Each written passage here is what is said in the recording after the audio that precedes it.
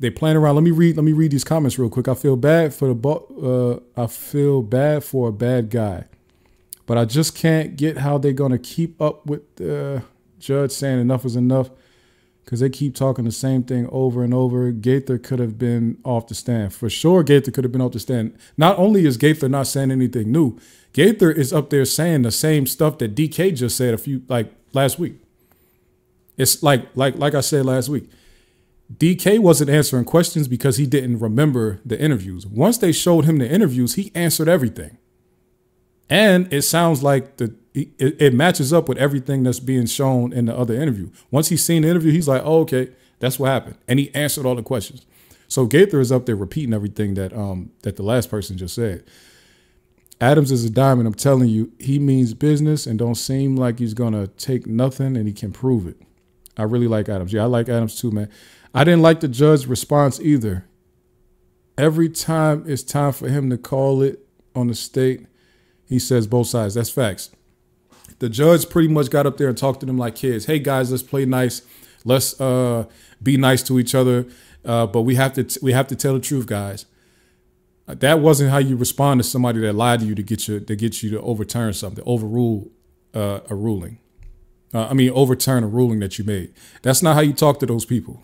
You understand? You got to be a lot more stern when somebody is blatantly lying. And not only did she lie, like I said, she went up there and told the judge that Brian Steele was lying. You understand? So you trying to put this man's reputation on the line, right? And then you was lying that crazy to say that they didn't say nothing else in that video.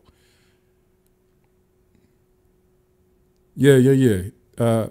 Curious, what did I say?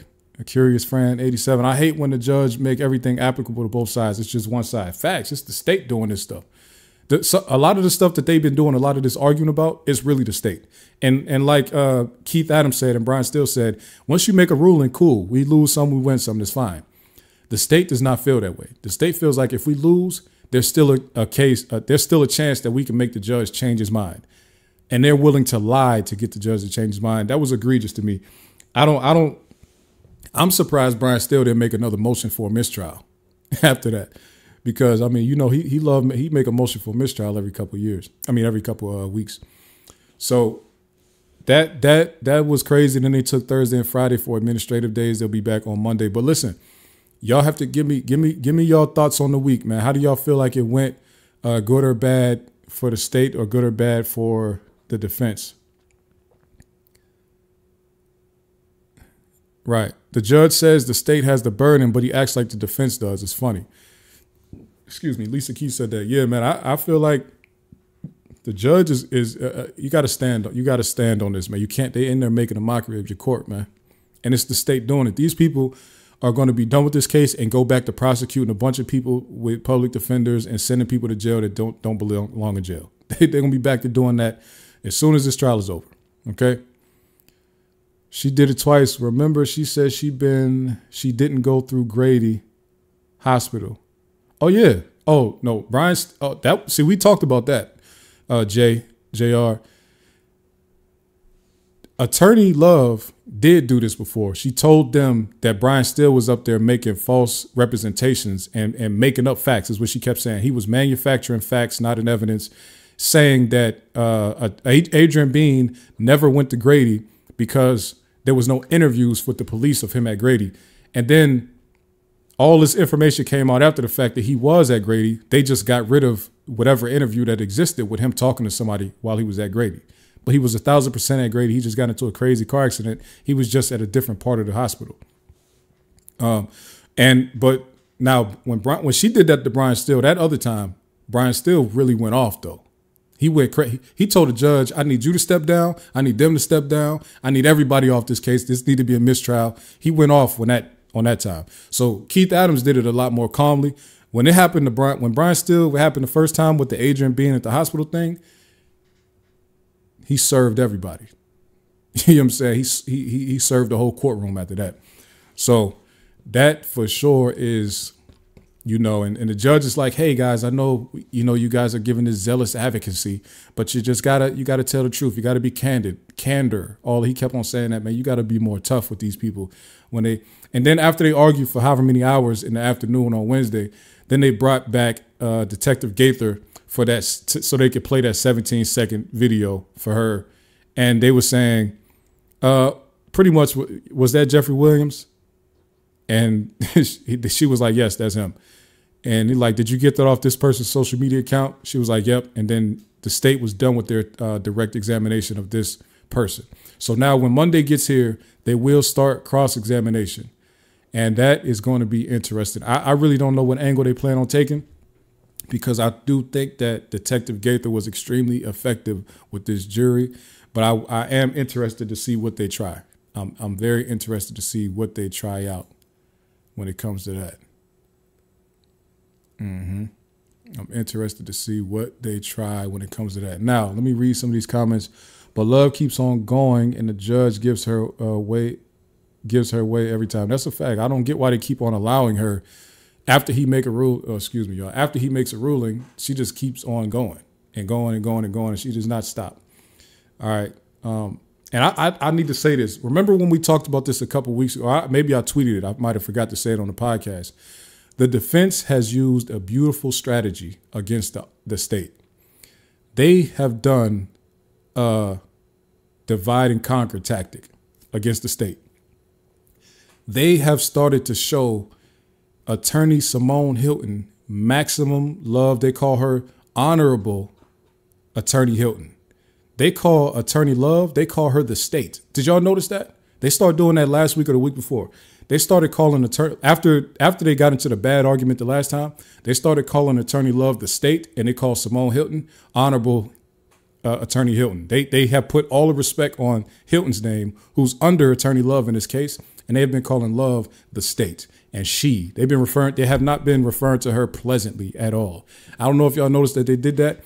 Remember, I talked about how Attorney Love and Simone Hilton was matching. They was coming in there color coordinated because they knew that they're getting on the big stage. But ever since the defense has started putting in their divide and conquer tactics, they have not been matching since then. And I think that tactic is working. I feel like Attorney Love is breaking down up in there. I'm not gonna lie. She needs to take a vacation. Hey, let Hilton take over for a couple weeks. Let Attorney Love go take a break. I think she is in there fighting for her life. I do not see this one going. I don't think this is going her way.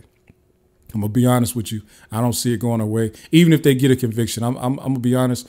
I don't see the judge giving Thug more than the minimum. I'm gonna be real. I think they're gonna give him the minimum if they even get this thing to a verdict at all. This might be a mistrial. And it's, like I said, it's the most expensive case in the history of the state already. It's exceedingly the longest case in the history of the state. It's far beyond the longest case in the history of the state. This is the most expensive. I don't think they're going to retry it if they get a mistrial. There's no way. There's no way. So, I think that the divide and conquer tactic has worked brilliantly. I'm going to pull up the chat on my phone because I'm struggling to read it from this far away. Let me turn my joint down so I can, I'm struggling to read it from that far away. Of course, all right, so let me see what, give me a second, y'all. Let me read a couple of these chats right quick. Here we go. I feel like the state has some good moments, but their evidence just doesn't land how it's supposed to. It's so cloudy with unnecessary stuff. Curious Fran said that. 87. Yes, that's true. I think that the state is making their own case look bad because first of all, they're jumping all over the timeline. They are jumping all over the place. I don't think the jury is able to keep up with this. They're jumping all over the place. And it's just anything is going on.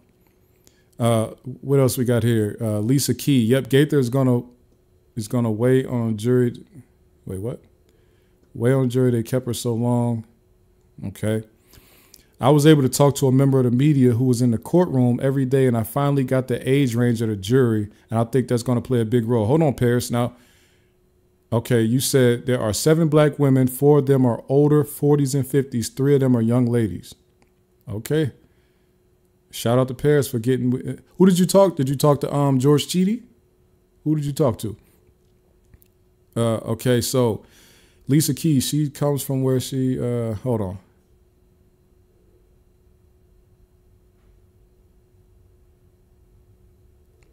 She said her parents kept her away from that. No. Gaither said her parents kept her out the gang, but she said her friends and her other family members that she was close with was in gangs. She was in Chicago in the Inglewood area. She was surrounded by gang life. That's just that's one of the worst neighborhoods in the country. It's a very, very, very gang heavy, violent area. There's no escaping it. If you live in that area, you live in that neighborhood, there's no escaping. There's no way around that. So she just meant that they kept her out of the actual gang, but they were surrounded by it though. Okay, let's see. How old do you think Gaither's a dirty cop? I don't know if Gaither's a dirty cop, but I know that she says the right things on recording. You know what I'm saying? And that's, you know, when you look back on somebody's career, it's just about what you could prove. So she has said the right things every time that she was being recorded. So, I mean, that's what matters. But somebody put in the comments last week that she was forced to retire because she had some type of alcohol incident. Let's see here. They have to discredit Gaither. He's coming home. Let's see. The older ones, they having it. They're going to take in what the cops say. Hopefully they don't, but who knows? My mom is straight up like they shouldn't have been in the streets. She in her 70s. That's true. You got to think about that with, okay, YA said Gaither is a dirty cop. She was forced to retire. Okay. I can't wait for that information to come out, or somebody send it to me and I'll report on it. But yeah, older. Now, one thing you'll have to realize about older black people are conservative. They are pro-police. They are pro get these Negroes off the streets. I don't know if y'all know too many, especially older Southern black people. They do not play that. They eat, whether they have money or don't have money. They don't play that black people thugging and running the gangsterism, and they don't like that at all. Age don't have nothing to do with finding a person guilty or not. No. It doesn't have anything to do with it. But age, the generation that you come from shapes how you view what's happening. Us as younger people, we are contemporaries with the people that's on trial. And we know that the police always bother us for no reason. We know that because it looks like they're bothering Young Thug because he made it out of the streets and got rich. It looks like they just have a vendetta and just want him. But to older people, a lot of them just look at what the authorities say and they go by what the authorities say. They really don't care what you have to say. You know what I'm saying? It's very difficult to get older people to go against what authorities are saying. They look at judges and states and cops. They look at them as authority figures. So it's tough to get them to go against what was being said by police officers. That's just a different time, man. They come from a different time period. Like we was born into like when songs were starting to say F the police. You know what I'm saying? So they come from a time where it was like, you know, we want to assimilate into mainstream America. So that's just a whole different ball game. But hopefully they are paying attention to how shady the prosecution has been. Yeah, hopefully they are. But the thing about it is, the wonderful thing about these situations is you need everybody to say guilty. Because if everybody doesn't say guilty, then it's a wrap. You're not going to be, it's not going to be a guilty conviction. One thing that that could go sideways is the whole idea of if you get a mistrial and they decide we're going to pick this case up again, and we're going to try it again, we're going to do this again. At that point, they might not get him a bond, give the guys in this case, they might not give them a bond, and they make them stay in jail until they try it again, which that would be super grimy. I don't know. I don't know. I don't know how this judge looks at this trial and feels like we got to keep them in if there's a mistrial or something like that. Like, you got to let them out. Even if the state is going to try it again, you got to let them out and let them try this thing from the streets. Like, even the judge said, this just happened a few days ago. The judge is like, these defendants in this case are innocent. We have to treat them like they're innocent. You can't just do stuff like that. And the state is like, well, judge, you have to say they're innocent until proven guilty. They're still innocent right now. He's like, no, they're innocent. Like, it's like the state is not understanding, like, you can't violate these people's rights based on what you think about them. Again, y'all play that game with the people with public defenders. You can't play that game with these type of people that have this type of resources behind them. And I think they're so mad because they can't figure out how all the rest of these dudes are able to afford the lawyers that they have when Young Thug, they can't find any paper trail of Young Thug paying for any of their lawyers. And they actually have Trontavious Stevens on phone call asking Quindarius Zachary, hey, you think the rapper boy gonna help me out with my lawyer? And he's like, hell no, he not gonna help you with that. I don't even know why you asked that. Pretty much, Young Thug was separating himself from all of the guys in the streets. The reason that DK know Young Thug is mad at him because he kicked him off the tour because he was stealing. When Thug found out that DK was dealing with was riding with Nard and hanging with OG Bentley and all that, he cut him off for that because OG Bentley had been fired for stealing from Thug. So he like, if you're playing around in the streets, I can't deal with you. This was way back in 2015 where Young Thug is cutting off his day one friends for playing around in the streets.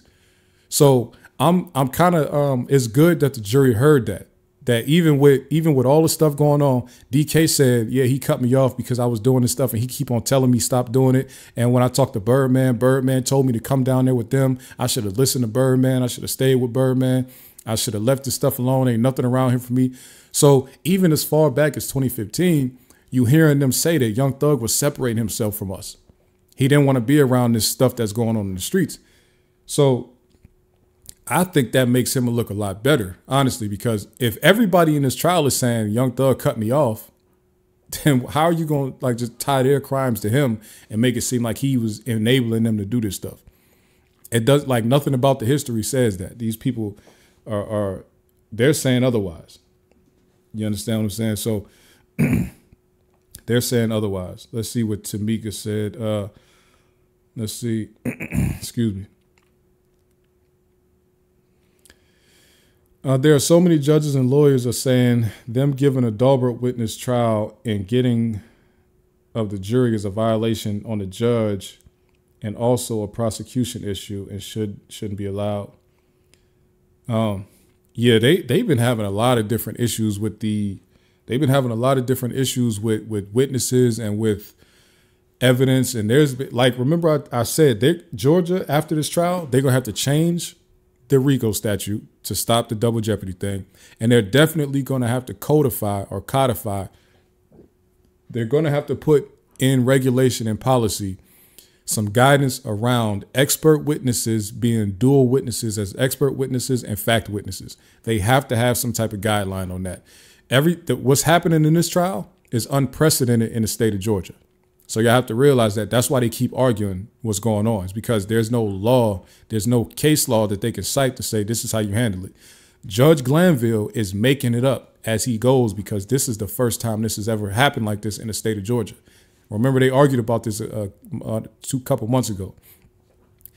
And Judge Glanville had to make a ruling, and that he's setting precedent. But Georgia is going to have to change that.